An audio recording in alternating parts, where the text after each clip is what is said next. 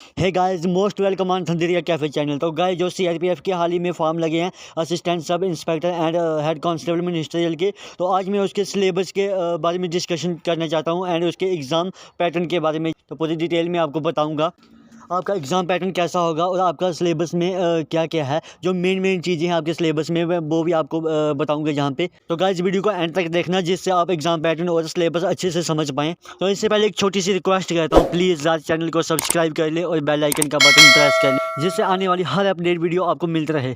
तो गाइस, सबसे पहले बात कर लेते हैं इसके सिलेक्शन प्रोसेस की। तो यहाँ पे देखिए सीआरपीएफ सिलेक्शन प्रोसेस। तो यहाँ पे देखिए आपका ऐसे सीरीज़ वाइज सब कुछ सिलेक्शन प्रोसेस चलेगा।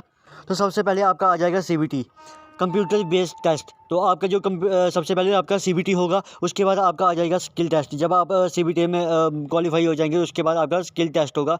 उसके बाद स्किल टेस्ट भी अगर आपका पास हो जाता है तो उसके बाद आपका पीएसटी यानी कि फिजिकल स्टैंडर्ड टेस्ट। तो उसके बाद पीएसटी होने के बाद आपकी जो डॉक्यूमेंटेशन होगी, डॉक्यूमेंट वेरिफिकेशन होगी, तो उसके बाद आपका आ जाएगा मेडिकल। तो ये आपका पूरा सिलेक्शन का प्रोसेस रहेगा जिसके लिए आपको काफ़ी मेहनत चाहिए।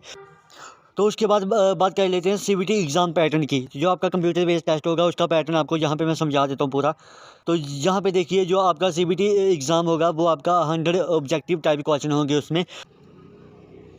तो जिसमें आपको 90 मिनट दिए जाएंगे, यानी कि 1.5 घंटा दिया जाएगा आपको उस एग्ज़ाम के लिए। उसके बाद यहाँ पे देख लीजिए नेगेटिव मार्किंग, जो मेन चीज़ है 0.25 मार्क्स की नेगेटिव मार्किंग रखी हुई है। हर एक क्वेश्चन 1 नंबर का होगा। तो ये आपका एग्ज़ाम पैटर्न रहने वाला है सीआरपीएफ में। तो गाइस, उसके बाद बात कर लेते हैं सीआरपीएफ के स्किल टेस्ट में। आपका स्किल टेस्ट में क्या क्या रहने वाला है तो वो सब आपको यहाँ पे दिखा देता हूँ। तो यहाँ पे देखिए skill test for head constable and skill test for assistant sub inspector. तो यहाँ पे मैं दोनों चीज़ें आपको यहाँ पे बता देता हूँ कि जो स्किल टेस्ट हेड कांस्टेबल के लिए है वो English typing with A minimum speed of 35 words पर मिनट ऑन ए कंप्यूटर। तो आपको 35 की स्पीड चाहिए पर मिनट में। तो यहाँ Hindi typing with A minimum speed of 30 words पर मिनट ऑन ए कंप्यूटर। तो यहाँ पे देखिए जो असिस्टेंट सब इंस्पेक्टर का जो स्किल टेस्ट है यहाँ पे उनको 10 मिनट 80 वर्ड पर मिनट।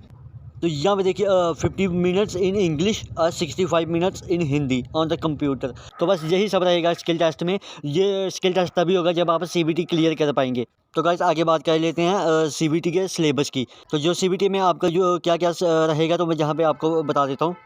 यहाँ पे आपके जो जनरल इंटेलिजेंस एंड रीजनिंग जो क्वेश्चन आएंगे वो आपके जहाँ से निकलेंगे। क्लासिफिकेशन होगा, एनालॉजी होगा, उसमें कोडिंग डिकोडिंग होगा, paper folding method, matrix, bud formation, Venn diagram, direction and distance हो गया, ब्लड रिलेशन हो गया, सीरीज हो गई, वर्बल रीजनिंग हो गया, नॉन वर्बल रीजनिंग हो गया। तो ये इसमें तो ज़्यादा जिसके क्वेश्चन निकल के आते हैं जो जैसे हो गया डायरेक्शन एंड डिस्टेंस वाले क्वेश्चन हो गए, तो वर्बल रीजनिंग हो गई, सीरीज हो गई। उसके बाद आपकी जो एनालॉजी एंड क्लासिफिकेशन वाले आपके जो क्वेश्चन आते हैं ये ज़्यादा देखने को मिलते हैं। अगर बात करें पेपर फोल्डिंग की तो 1-2 क्वेश्चन इसका भी आ जाता है। तो जनरल इंटेलिजेंस एंड रीजनिंग में आपका ये सिलेबस रहेगा। उसके बाद चलते हैं जनरल अवेयरनेस पे। तो जनरल अवेयरनेस में आपके स्टैटिक जनरल नॉलेज आ जाएगी आपकी, Indian state and union territories, current affair, sports, books and authors, तो important schemes, people in news, history, geography, economics, awards and honours. तो इसमें से ज़्यादातर क्वेश्चन आ ही जाते हैं। तो इसमें से अगर देखा जाए तो ये पीपल इन न्यूज़ के क्वेश्चन आपको कम आ सकते हैं। तो ज़्यादातर देखा जाए तो इसी में से आपको क्वेश्चन पूछे होंगे। तो जैसे स्पोर्ट्स के बारे में बहुत ज़्यादा पूछा होता है, करंट अफेयर तो आपको पता है आते ही हैं। तो स्टैटिक जनरल नॉलेज होगी, हिस्ट्री होगी, ज़्यादा आते हैं अवार्ड एंड ऑनर पे। तो यहाँ पे भी आपको ज़्यादा फोकस करना पड़ेगा। तो इंपॉर्टेंट स्कीम जो भी अभी न्यू स्कीम करंट अफेयर इसमें भी आते हैं कि जो भी अभी न्यू स्कीम चली हुई हैं तो इसके बारे में आपको ज़्यादा पूछा जाता है।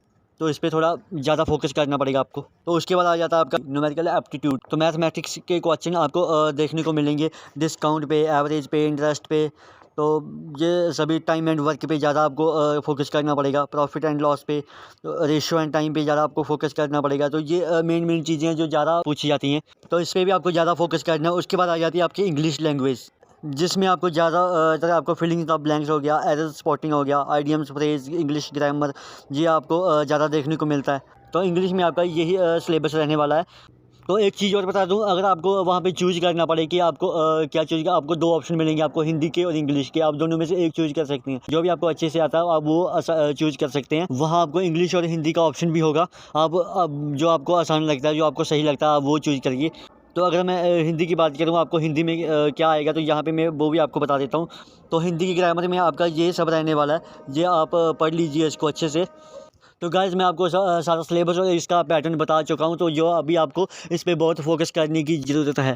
तो गाइज़ मेरी तरफ से बेस्ट ऑफ लक मेरे भाई और बहनों को।